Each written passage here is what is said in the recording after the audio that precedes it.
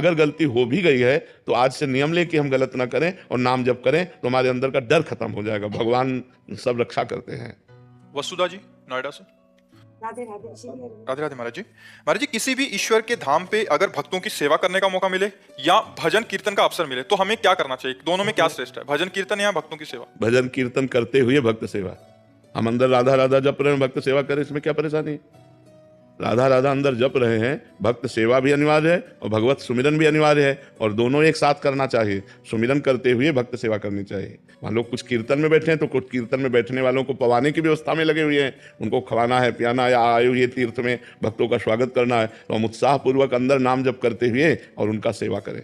भक्त सेवा का त्याग करके हम भजन कीर्तन सुन रहे हैं तो उस नहीं, या हम भजन छोड़ करके ऐसे शरीर से सेवा में केवल लगे, वो भी ठीक नहीं। दोनों बातें होनी चाहिए। अंदर हमारे नाम चल रहा है और बाहर हम सेवा कर रहे हैं, तो भजन भी चल रहा है और संत सेवा, अतिथि सेवा, जो भी तीर्थ यात्रियों की सेवा वो भी चल रही है।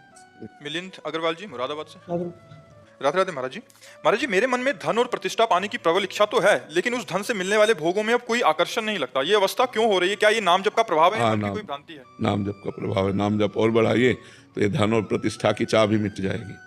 ये अच्छी नहीं है, ये जहर है, बहुत घटिया बात है, बहुत घटिया बात। धन की इच्छा बढ़ जाए तो राक्षसी प्रवृत्ति आ जाए, चोरी करना, हिंसा करना, लूटपाट करना, बेईमानी से सब में उतर जाए, और प्रतिष्ठा की बात आ जाए तो हिंसा हो जाए। ये बात प्रतिष्ठा की, मान सम्मान के आगे बोले मार, तो ये दोनों बातें घटिया बात है। मान सम्मानम कल्याति घोर गरणम नीचापमानम सुधा, श्री राधा मुरली धरो भज सखे वृंदावन माते।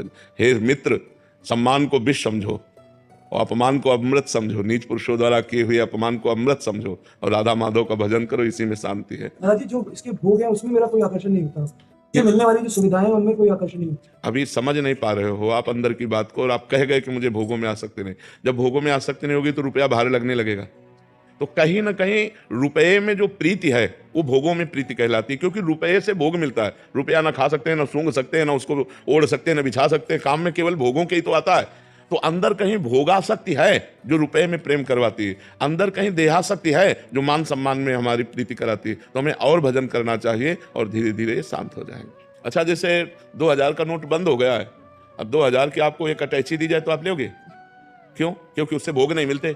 लेकिन 500 की अटैची तो ले लोगे ना क्योंकि उससे भोग मिलते हैं तो मूल तो भोगासक्ति हुई ना, मूल तो उससे मिलता है भोग, इसीलिए तो हमें रुपया प्रिय है। नहीं तो 2000 भी तो रुपया है, वो नहीं रखोगे क्योंकि उससे भोग मिलते नहीं है। तो ये बात समझ लाए जी।